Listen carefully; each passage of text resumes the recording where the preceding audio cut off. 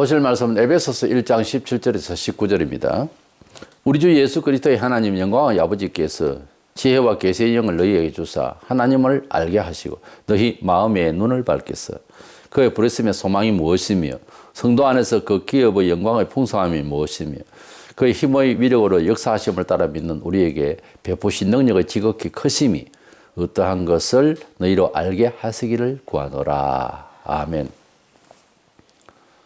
사람은 동물성이 있어서 본성대로 그냥 두면은 결코 옳은, 소위 우리가 평가할 때에 옳은 시민의식으로서 살아갈 수가 없는 그런 존재로 추락을 합니다. 점점 자라면서 문명이 늘어서 비문화이 늘어서 조금 형식이 다른 그런 지금도 지구촌에 그런 족속이 있죠. 교육이 되지 않으면은 별로 그렇게 덩치도 큰 것도 아니고 코끼리만큼 뭐 큰 것도 아니고 황소처럼 힘도 있는 것도 아니고 사람이 살아가는데 오히려 힘들 겁니다. 그런데 사람은 교육을 받아야 되는데 그 교육학에서 말하는 교육이 성경에서 말하고자 하는 인생을 교육하는 그 교육의 개념하고 틀릴 겁니다. 세상에서 교육은 우리가 가지고 있는 그런 우리의 경험과 우리가 추산되는 그런 합리적인 철학적 사유를 좀 더 공익 사회에 반영할 수 있는 좋은 사람으로 그리고 지금은 정보사회에서 알맞은 사람으로 교육해낸다. 뭐 이런 뜻으로 가겠죠. 또 동양윤리적으로는 좋은 인격자를 만들기 위해서 교육한다. 이런 식의 말들을 하겠습니다만 그러나 사람이 성경적으로 볼 때 교육을 해야 되는 이유는 하나님을 떠나 있는 상태의 인생은 그냥 내버려 두면 공동체 사회에서 건전하고 그리고 진화적인 그런 좋은 인격체로 살아갈 수가 없는 그런 흉악한 본성을 가지고 태어나기 때문에 교육을 한다는 거예요. 그 교육의 교과서라고 한다면 성경이래. 사상은 하나님께서 이 만물을 지으셨고 우리 사람을 어떻게 살아라 하신 교훈을 따라 살 수 있도록 인도하는 것이 성경이 말하는 기독교 교육이에요. 그래서 이것이 일반 세상을 살아가는 데는 어떤 영향을 끼칠까? 잠언서 7절에 하나님을 경외하는 것이 지식의 근본이라 그랬어요. 그러면 뭐든지 근본이 중요한데 하나님을 안다고 하는 자체는 사회에 어떻게 반영할까? 통계적으로 보면은 특별히 살인자라든지 이런 사람들을 미국에서 그런 통계를 내봤는데 불신자로서 사람을 죽인 횟수나 인원하고 신자로서 시험이 들어서 죽인 사람하고 차이가 엄청난 차이가 나는 거예요. 그러니까 이 세상을 살아가는 문화에 대한 그런 접근 방식이라든가 또는 공익 사회에 기여할 수 있는 기여도라든가 이런 것을 2000년 역사 동안 평가를 할 때에 기독교 하나님의 말씀을 통하여 기독교의 영향을 받은 사람들이 일구어낸 정치, 경제, 사회, 문화 여러 면에 있어서 객관적으로 상당히 우월함을 세인들도 알아요. 그걸. 그러니까 하나님 말씀대로 사유체제를 갖추고 교회에서 일어나는 이런 문화 이런 걸 좀 중심으로 해서 사회문화를 만들어가고 하는 이러한 이웃과의 관계 공동체 의식도 교회에서 공동체 의식을 잘해서 그대로 그 본을 받아가지고 그 본대로 이 세상에 이제 공동체 생활을 한다든가 이렇게 해나갈 때에 너무 좋은 거예요, 이게. 그러니까 교회에서의 교육이라는 것은 하나님의 사람답게 사람을 변화시키고 교정시키는 것을 교회가 말하는 교육의 목표이고 교육의 내용이 되는 것입니다. 근데 세상에서 배우고 초등학교 때부터 유치원 때부터 이렇게 쭉 하는 교육을 배워도 하나님을 인지하고 사후의 세계를 알고 이 사회에서 한 인간으로 나서 좀 더 광범위하게 내가 쓰임받고자 하고 그렇게 선한 영향을 끼칠 수 있는 사람으로 성숙하고 싶은 그런 사람으로 얼마나 교육하겠어요. 세상에서 교육은 주로 보면 자기 영광, 자기 성공을 위해서 달려가는 그런 게 주를 이루잖아요. 그러다 보면 서로 경쟁만 되고 사회가 지극히 각박하게 되는 것 아니겠습니까? 때문에 우리가 교회에서 하나님의 말씀 가운데서 교육을 받는다고 하는 것은 대단히 중요한데, 주일날 하루 교회에 나와서 교육을 받는 것을 주일학교라 그래요. 그래서 하루를 배우는 어린이들도 또 어른들도 주일 학교에 공부를 한다고 하는 거예요. 우리 교인들은 하나님의 말씀을 통하여서 삶 전체를 통째로 예배하는 자세. 그래서 주일날 예배하는 공적인 예배도 있지만 성경 교육의 시간도 있습니다. 이것이 얼마나 우리가 이 세상을 이겨나가고 또 선한 영향을 끼치는데 기여할지 우리가 그렇게 살아보면 알게 되어 있고, 그런 통계가 그런 때와 같은 많은 증거들이 있습니다. 이래서 우리는 하나님의 말씀 가운데서 특별히 사회에서는 모르는 하나님의 성령께서 우리 마음과 우리 눈을 열고 보이게 하셔서 세계관, 역사관, 우주관이 다 바뀌어서 완전 새로워진 가치 이념의 인생관을 가지고서 살아갈 수 있도록 하나님께서 역사하시는 것입니다.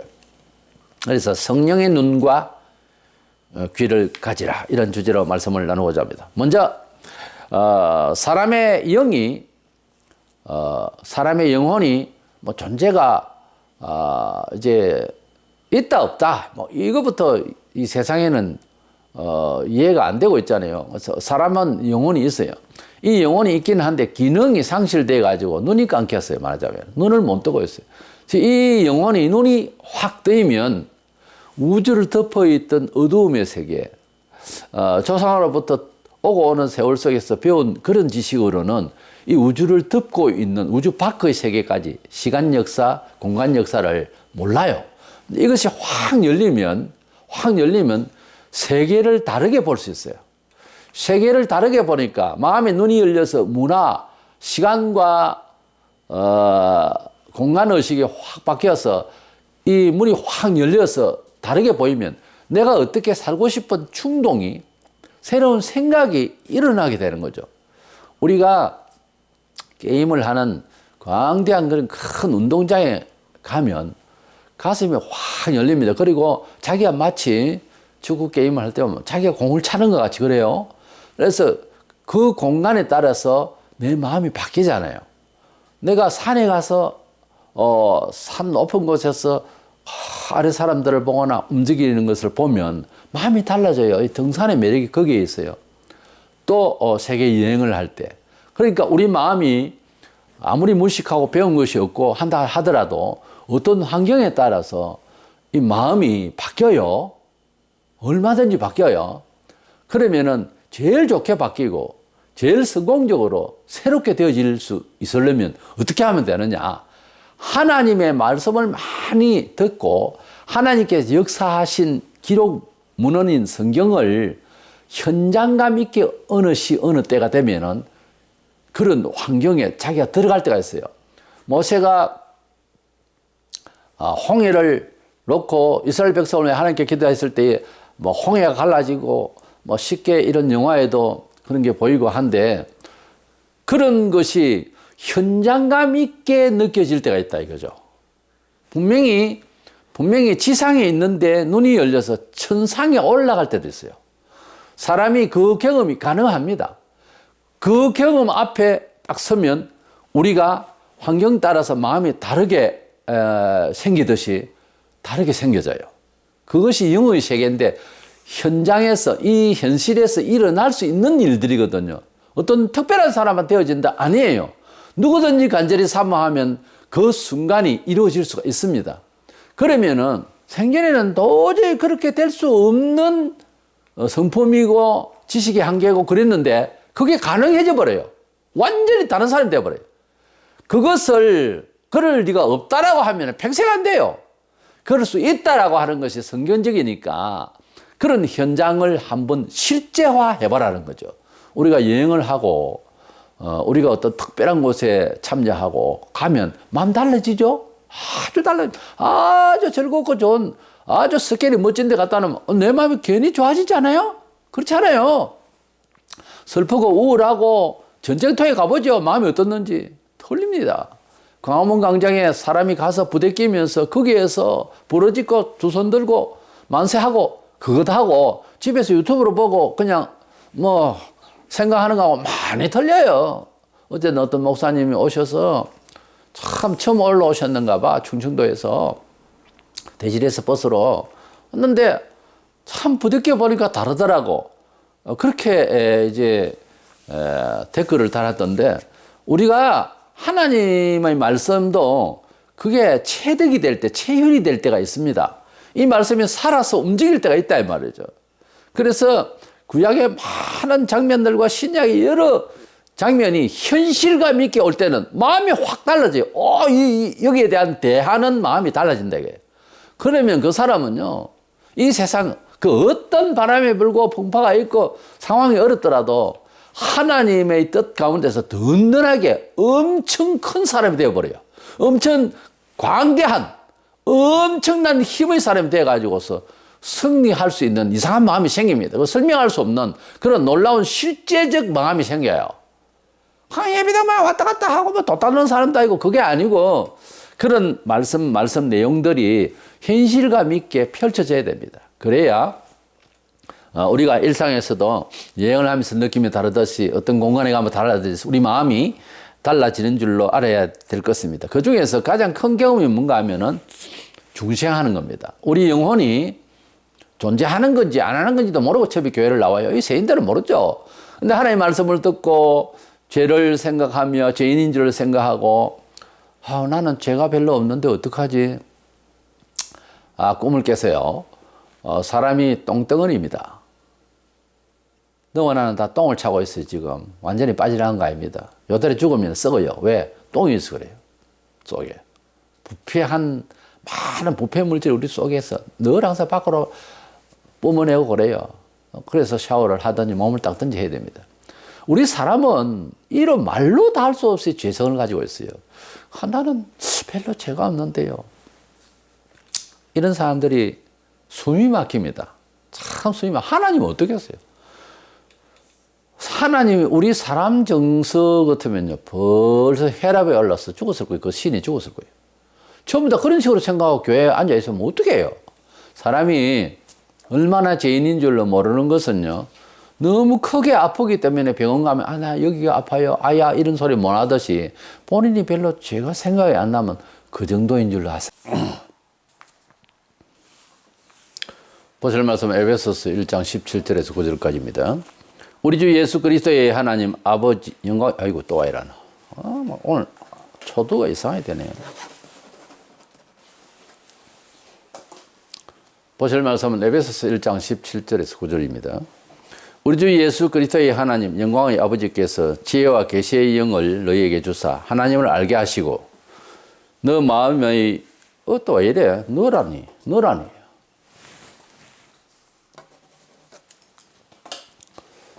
보실 말씀은 에베소서 1장 17절에서 19절입니다.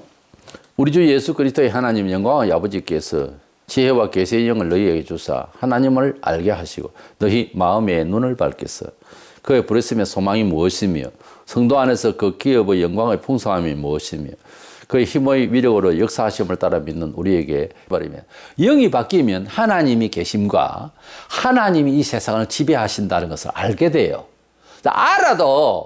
알아도 급 없이 맨날 죄를 지지만 그러나 아는 것과 모르는 것은 엄청난 차이가 있어요. 본문 17절에 우리 주 예수 그리스도의 하나님 영광의 아버지께서 지혜와 계시의 영을 너희에게 주사 하나님을 알게 하시고 하나님께서 우리에게 성령으로 거듭나게 하시면은 세상을 제대로 이해할 수 있는 지혜의 영을 부어주십니다. 이래서 하나님을 제대로 알게 한다는 거예요. 인생을 나서 만물을 지으신 하나님을 만났다, 안다, 이해한다, 하나님의 계심을 고백한다. 이건요 보통 지식이 아니에요. 보통 감각이 아니에요. 이 감각은 그냥 되는 게 아니에요. 그야말로 성경에 있는 대로 계시받아서 알 수 있는 지혜예요. 계시받아서. 요한복음 3장 3절에 사람이 거듭나지 아니하면 하나님 나라를 볼 수 없느니라 그랬어요. 그렇기 때문에 사람이 인생을 나서 아무리 공부를 하고 이 세상에 아무리 연구를 해도 하나님을 인정하지 않으면, 하나님을 만나지 않으면, 하나님을 알지를 못하면, 하나님의 눈을 만나지 못하면, 하나님을 바라볼 수 있는 눈이 안 열리면 제대로 아는 것을 알 것을 알지를 못하고 헤매다가 죽습니다. 아무리 지식이 있고 또 한문은 한학자, 또 의학은 의학자, 철학은 철학가, 과학은 과학자, 아무리 박사를 10개를 가져도 하나님을 만나지 않으면 인생이 어디서 와서 뭘 하다가 사고는 어떻게 되는지를 절대로 알 수가 없어요. 이것을 아는 것은 일자 무식자라도 예수 만나서 성령 받으면, 죄 회개하고 성령 받으면은 이걸 다 한 방에 다 알게 돼 있어요. 고급스러운 자동차를 공장에서 아주 예쁘게 만들었어요. 그리고 아주 그냥 색깔 좋고 빛나는 아주 금으로 만든 아주 입혀서 너무너무 멋지게, 타이어도 아주 강폭이 넓고 아주 멋지고, 그리고 뭐 아주 막 구동력이 너무 좋아서 핑핑 날 것 같은 이런 걸 이제 만들었다. 차가 굴러가요? 기름이 없으면, 휘발유가 에너지를 넣지 않으면 이 차가 안 가잖아요. 사람이 아무리 광나는 세상의 고급스러운 그런 문화를 가지고 지위가 있고 해도 그 안에 성령이 안 계시면 사람다운 짓으로 살 수가 없어요.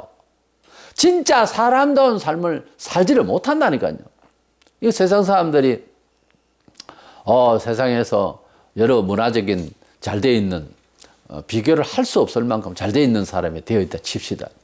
그래서 그냥 멋있게 그냥 자기가 활동하는 것처럼, 그거는 뭐냐 하면 휘발유나 에너지가 없는 차를 밀고 다니는 것 같습니다. 나 이런 차 있습니다 하고 시시거리며 땀을 흘리며 밀고 다니는 거예요. 비유를 하자면 그렇다고요.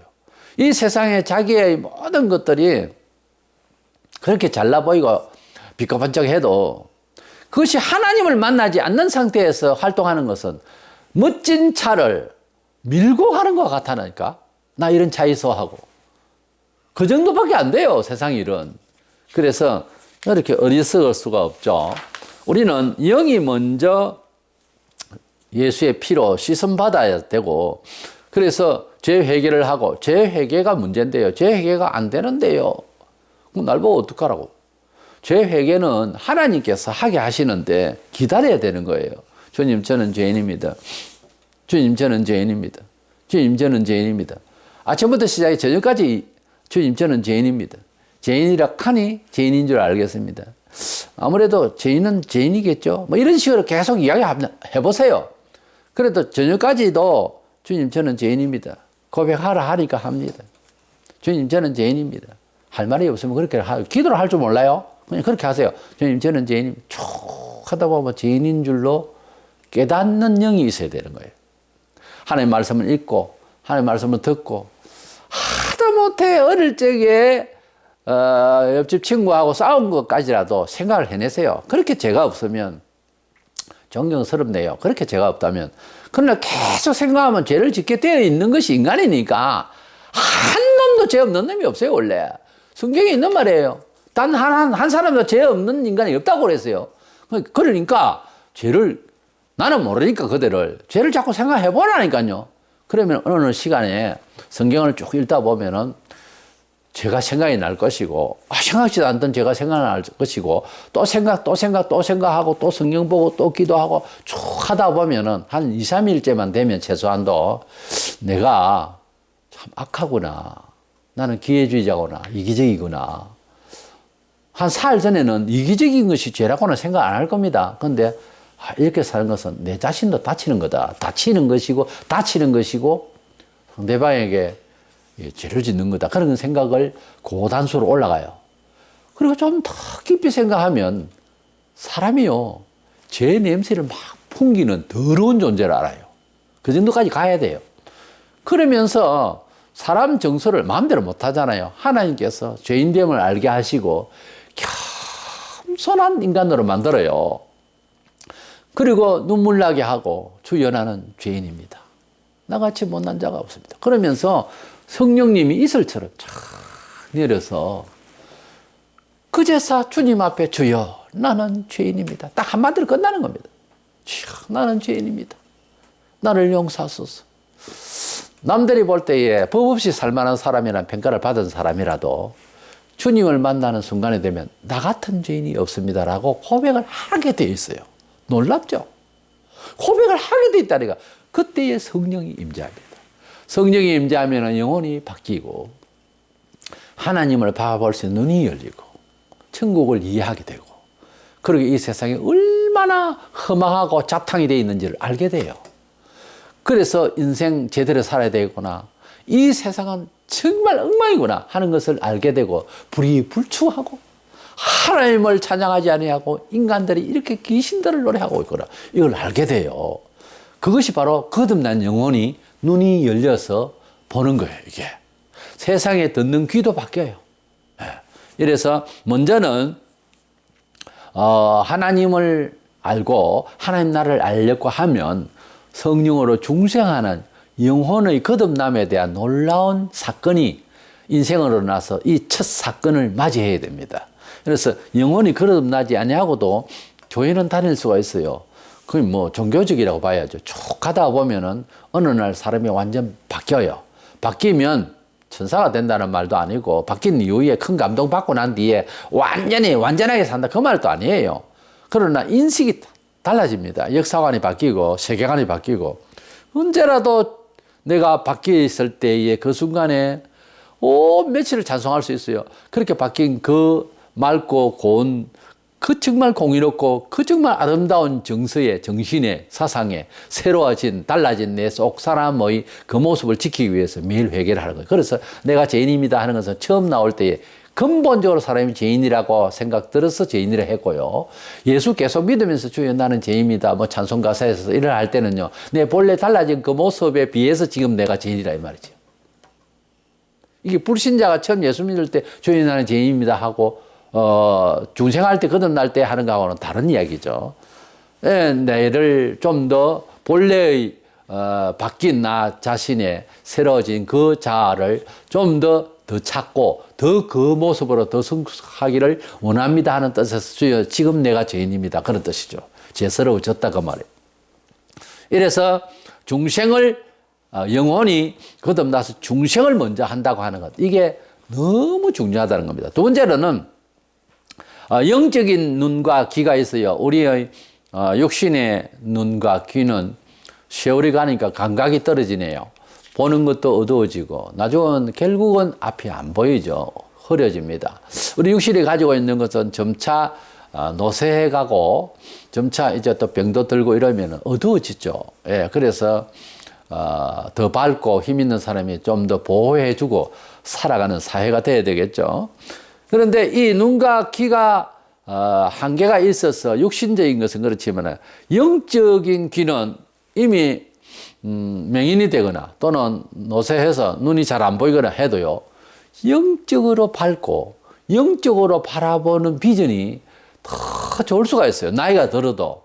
그래서 영적인 눈과 영적인 귀가 밝고 잘 들리지 않으면은 아무리 눈이 좋고 육신적으로 귀가 밝아도 교회를 다녀도 은혜를 받을 수가 없어요. 그래서 영적인 눈과 영적인 귀를 이제 열어야 됩니다. 본문 18절 9절에 너희 마음 눈을 밝히사 그의 부르심의 소망이 무엇이며 영광의 풍성함이 무엇이며 우리에게 베푸신 능력의 지극히 크심이 어떠한 것을 너희로 알게 하시기를 구하노라.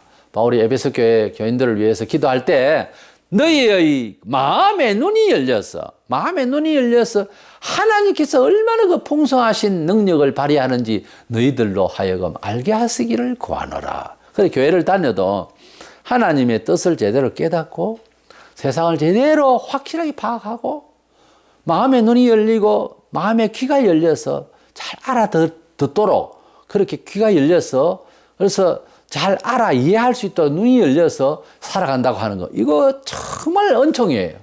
물질적인 것도 복을 받아도 그 물질에 대해서 탐심적인 본성적인 것만 가지고서 물질을 가지고 또 확인하고 하는 사람하고 그 물질에 사용되어야 할 용도에 대한 아름다운 생각을 가지고 물질을 바라보는 것하고는 완전히 다르죠. 그냥 물질 자체에 대한 용도, 먹고 사는 것, 마음껏 쓸 수 있는 것, 이런 탐욕과 본성으로만 있는 것은 남의 것을 훔치려고까지도 하죠. 장사하는 사람들도 남의 것을 빼앗듯이 그렇게 물질 자체만, 물질에 대한 영적인 눈이, 본선적인 눈 말고 영적인 가치의 눈이 안 열렸기 때문에 탐심이 생겨서 도둑질을 하는 거예요. 꼭 남의 집에 가서 도둑질을 하고 남의 것을 직접 도둑질이 아니라 건축업이나 상업이나 뭐들 하면서 상대방에게 받지 않아야 할 돈까지 끌어내는 것이 도둑질 아닙니까? 그런데 영안이 제대로 열려 있고 그 가치의 영이 열려 있는 사람, 성령으로 눈이 열리고 귀가 바로 열려 있으면요, 그렇게 안 살아요. 그 돈이 많으면 무조건 좋다가 아니에요. 이 돈이 정당한가, 내가 이 돈을 꼭 받아야 되는 건가 하고 반성을 하게 돼 있어요. 그래서 영안이 제대로 열린 사람이 물질에 대해서 이해하는 것은 많이 다릅니다. 절제가 아니고 아예 그 얘기라도 안 받아야 할 상황이 분명하면 안 받습니다. 그런데 마음의 눈이 안 열려 있는 사람은 일단 받고 보자 하는 식이죠. 거기에서 큰 차이가 있는데 결과는요, 일단 받고 보자는 뒤집니다. 뒤진다고. 그것 때문에 멸망한다고. 그러니까 마음의 눈이 안 열리면 물질이든지 뭐 높은 자리든지 마음의 눈이 안 열리고 취급하는 것은 위험해요. 상당히 위험해요. 그러면 어떻게 이 마음의 눈이 열리는가? 두 가지입니다. 하나는 기도 생활이 대단히 중요해요. 누가복음 11장 13절에 너희 하늘 아버지께서 구하는 자에게 성령을 주시지 않겠느냐. 기도하는 자에게 성령을 주신다고 그랬어요. 두 번째로는 성경에 가르친 대로 사는 겁니다. 마태 7장 24절에 누구든지 나의 이 말을 듣고 행하는 자는 그 집을 반석 위에 지은 지혜로운 사람 같다고 그랬어요. 하나님의 말씀을 따라가는 자는 안전한 인생을 건축할 수 있다는 거죠. 창세기 12장 4절에 이 아브라함이 여호와의 말씀을 따라갔고 그렇습니다. 하나님의 말씀을 따라가다 보면요, 어려움이 와요. 그러나 하나님께서 지켜주시는 역사가 곧장 일어나게 된다고 하는 사실입니다. 베드로전서 4장 14절에 보면은 고난을 받으면, 핍박을 받으면 말씀대로 살다가 주의 영이 우리를 지켜주신다고 그랬어요. 그 머리 위에 주의 영이 지켜주신다. 성령으로 살고자 하죠. 그러면 핍박을 받아도 말씀대로 살려고 할 때 일어납니다. 이래서 기도 생활과 하나님의 말씀 생활을 통해서 우리 지혜의 눈이 열리고 지혜의 귀가 열려서 하나님께서 지켜주시는 삶을 보유할 수 있도록, 그래서 승리할 수 있도록 노력하는 저와 여러분 되시기를 축원합니다.